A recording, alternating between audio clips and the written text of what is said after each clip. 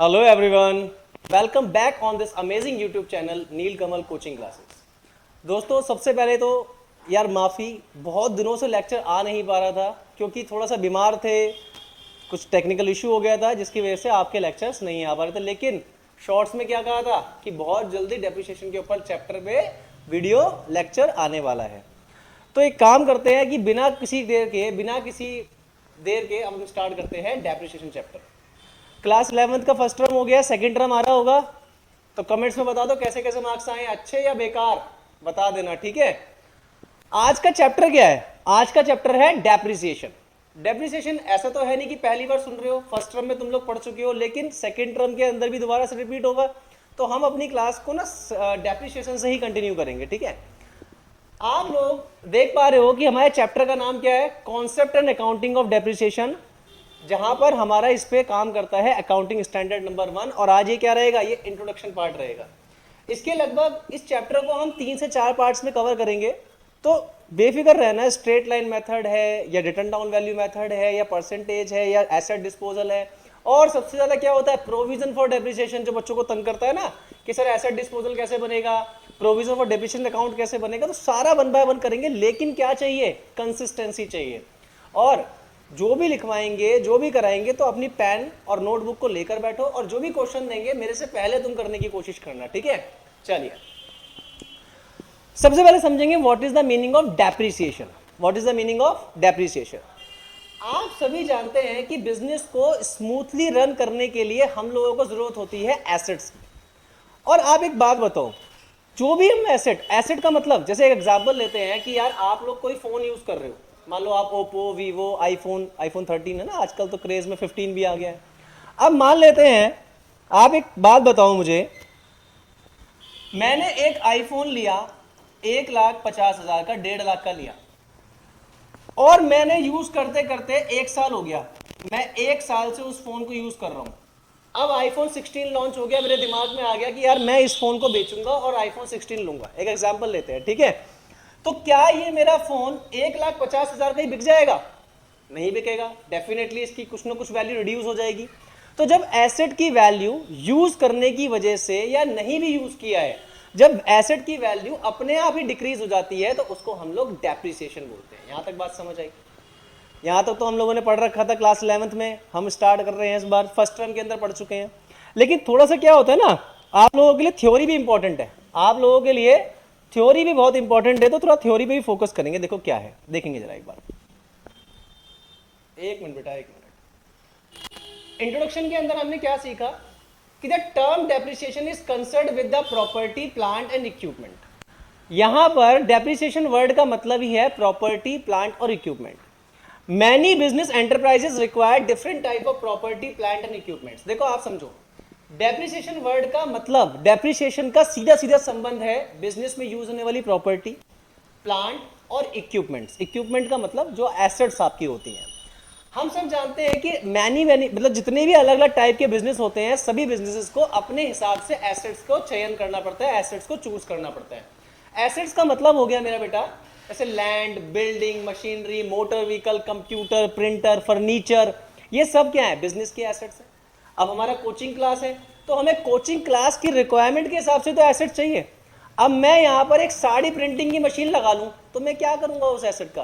तो यहाँ पर यही वो बोल रहा है कि अलग अलग बिजनेस को अपनी अपनी ज़रूरतों के हिसाब से, ताकि हमारा वो बिजनेस बहुत स्मूथली रन कर सके, तो हमें अलग अलग एसेट्स की रिक्वायरमेंट होती है।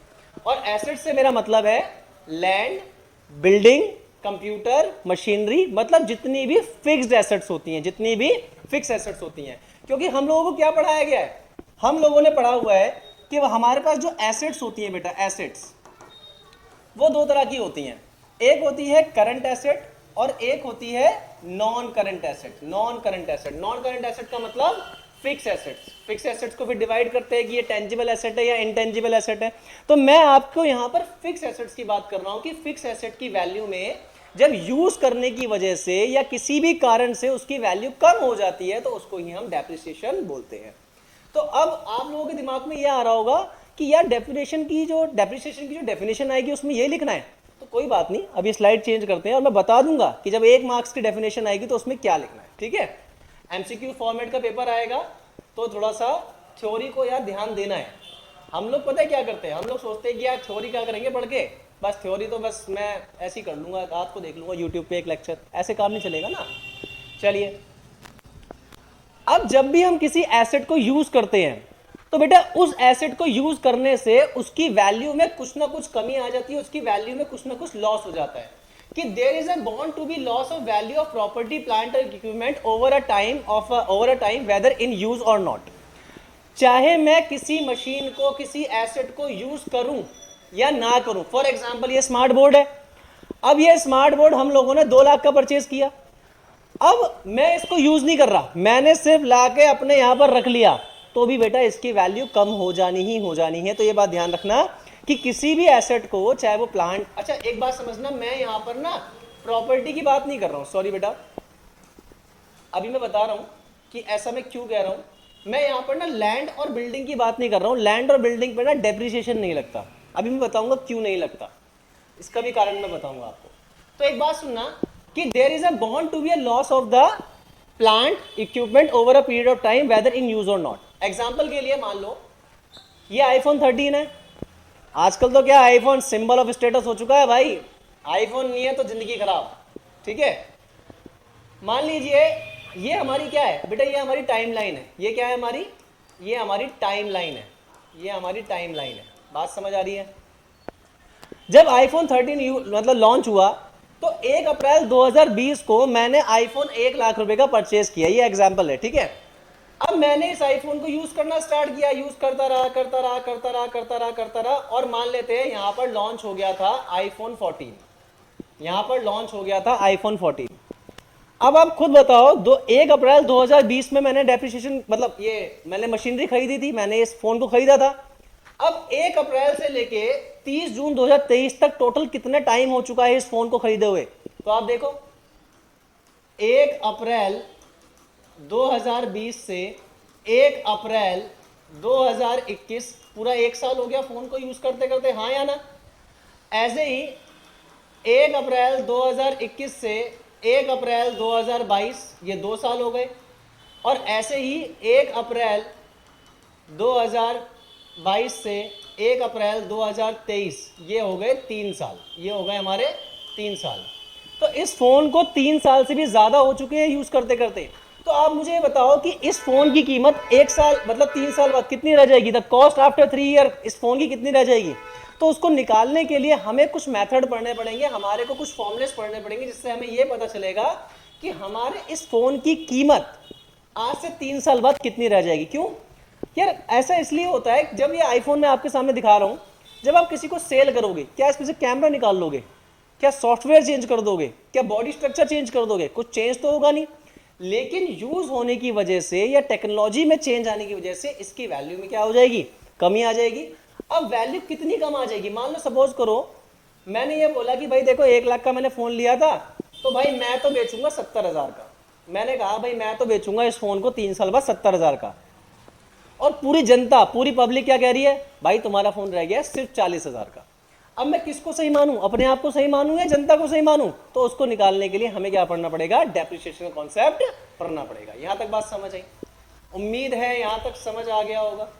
अगर नहीं समझ आया तो भाई कमेंट्स में मैसेज कर देना, ठीक है। और सुनो, स्क्रीनशॉट लेके लिखते भी रहना, वीडियो को पीछे बैक कर लो। चलिए आगे बढ़ते हैं। अब यहां पर हमें एक बात ध्यान रखनी है कि अगर बुक के अकॉर्डिंग बात करें, जो टीएस ग्रेवाल दी हुई है या आपकी कौन सी है, डी के गोयल है, कोई फर्क नहीं पड़ता, चाहे टीएस ग्रेवाल हो चाहे डी के गोयल हो, कॉन्सेप्ट सेम होता है। डेप्रिसिएशन की ये डेफिनेशन लिख के आनी है एग्जाम में, ये वाली। जब भी एग्जाम में डेफिनेशन की बात करेगा तो आपको यही डेफिनेशन लिख के आनी है। क्या बोल रहा है, depreciation is the reduction in the value of fix asset. Fix asset की वैल्यू के अंदर कमी आ जाने को ही हम डेप्रिसिएशन कहते हैं। Depreciation is the reduction in the value of fix asset due to wear and tear, मतलब कि चाहे यूज किया चाहे टूट गया, अफ्लेक्स ऑफ टाइम, समय बीतने की वजह से, या उस टेक्नोलॉजी का पुराने होने की वजह से। एग्जाम्पल के लिए आज से कुछ साल पहले कीपैड वाले फोन बहुत आते थे, अब स्मार्टफोन का जमाना आ गया है। आप बिल्कुल बताओ, आपके पास बजट है, आप कीपैड वाला फोन लोगे क्या, नहीं लोगे ना, आप स्मार्टफोन की तरफ भागोगे।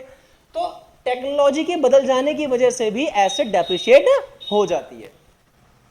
अब दो इंपॉर्टेंट बात याद रखनी है डेप्रिसिएशन के अंदर कि डेप्रिसिएशन फिक्स एसेट्स पर एक कंटिन्यूअस प्रोसेस है। ऐसा नहीं है कि डेप्रिसिएशन इस साल लग गया बात खत्म। डेप्रिसिएशन का लगेगा परमानेंट नेचर होता है, जब तक उस एसेट की वैल्यू नील नहीं हो जाती तो डेप्रिसिएशन लगता ही रहेगा। और दूसरी बात, डेप्रिसिएशन लगने से सिर्फ बुक वैल्यू ऑफ एसेट कम होती है, मार्केट वैल्यू कम नहीं होती। जैसे एग्जांपल के लिए देखो जरा, ये आईफोन मैंने 1 लाख का लिया, 3 साल बाद ये 50,000 का रह गया, तो मेरे फोन की बुक वैल्यू कम हो गई, आईफोन की वैल्यू कम नहीं हुई है, ये बात ध्यान रखना, ठीक है। तो मार्केट वैल्यू का फर्क नहीं पड़ता, सिर्फ बुक वैल्यू ऑफ एसेट पर फर्क पड़ता है। अब यहां पे हम एक नया कॉन्सेप्ट पढ़ेंगे, हम यहां पे एक नया कॉन्सेप्ट सीखेंगे। देखो क्या है, बात समझोगे, देखो क्या है। डेप्रिसिएशन पढ़ने से पहले हमें पता होना चाहिए कि डेप्रिसिएशन हमारा एक तरह का एक्सपेंडिचर होता है, एक तरह का बिजनेस का खर्चा होता है। क्या होता है? एक्सपेंडिचर होता है बेटा, एक्सपेंडिचर होता है। इस साल जब आप चैप्टर 2 पढ़ रहे थे, मतलब कि बेसिक अकाउंटिंग टर्म्स पढ़ रहे थे, तो वहां पर आपको एक्सपेंडिचर के बारे में पढ़ाया गया था। बेटा एक्सपेंडिचर बिजनेस में दो तरह के होते हैं, एक होता है कैपिटल एक्सपेंडिचर और एक होता है रेवेन्यू एक्सपेंडिचर। जब भी हम कैपिटल एक्सपेंडिचर या रेवेन्यू एक्सपेंडिचर के डेफिनेशन की बात करते थे तो बच्चा मारता है रट्टा, लेकिन इसका एक ना ट्रिक लाया हूं, थोड़ा सा आपको समझ आ जाए। बेटा बिजनेस में अगर आपने कोई खर्चा किया है और उस खर्चे का बेनिफिट आप 1 साल से भी ज्यादा समय के लिए उठा रहे हो तो उसको कैपिटल एक्सपेंडिचर बोलते हैं। जैसे कि फॉर एग्जांपल स्मार्ट बोर्ड, क्या मेरे लिए पॉसिबल है कि मैं हर रोज ये स्मार्ट बोर्ड खरीद के लाऊं एक? ऐसा पॉसिबल तो नहीं है। तो बिजनेस में ऐसा खर्चा जिसका बेनिफिट हम 1 साल से भी ज्यादा समय के लिए यूज करते हैं उसको हम कैपिटल एक्सपेंडिचर बोलते हैं। रेवेन्यू एक्सपेंडिचर जिसका फायदा हम 1 साल या 1 साल से कम समय के अंदर ही उठाते हैं। जैसे एग्जांपल के लिए एडवर्टाइजमेंट एक्सपेंस, भाई मैंने एक विज्ञापन किया, भाई जैसे फॉर एग्जांपल अभी 2023-24 है तो मैंने एडमिशन ओपन का बोर्ड लगाया, एक खर्चा किया, 2023-24 का लगाया, या 2025-26 का आज ही लगा दूं? ऐसा तो पॉसिबल नहीं है ना। तो ये बात आपके समझ आ गई होगी। और ध्यान रखना कैपिटल एक्सपेंडिचर का ट्रांसफर होता है कहां पर? P&L अकाउंट में होता है, प्रॉफिट एंड लॉस में, और वहीं पे डेप्रिसिएशन की हम बात करते हैं। अच्छा एक बात नीचे ध्यान रखना, no depreciation on land because useful life can not be determined. बेटा जिस एसेट की यूजफुल लाइफ को डिटरमाइन नहीं किया जा सकता उस पर डेप्रिसिएशन भी चार्ज नहीं होता, ये बात ध्यान रखना। जिस प्रॉपर्टी पर हम इस समय ये वीडियो बना रहे हैं, ये प्रॉपर्टी लगभग 40-50 साल पुरानी हो चुकी है और अभी पता नहीं कितने साल और रहेगी। तो यही कारण है कि लैंड पर, प्रॉपर्टी पर, बिल्डिंग पर डेप्रिसिएशन चार्ज नहीं होता। अच्छा अभी 11th क्लास में हो, उस पर क्या होता है, उस पर क्या लगता है, उसकी बात हम थोड़ा सा आगे करेंगे। अब आगे देखो जरा, एक आगे बात समझो जरा, देखो एक आगे बात समझो। टॉपिक क्या है? फैक्टर और basis of providing a depreciation. अब देखो फैक्टर क्या है, देखो जरा यहां समझेंगे। मान लीजिए आपने मेरे से एक बात कही, मैंने क्या कहा? फैक्टर ऑफ प्रोवाइडिंग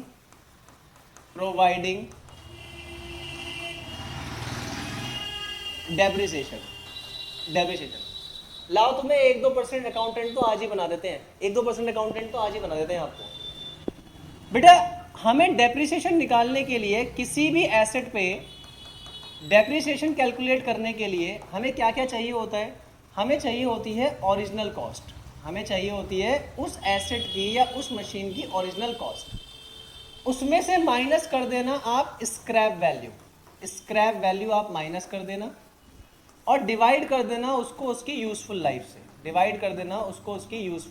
लाइफ से। सर ये क्या मतलब, मैं समझ नहीं पा रहा हूं।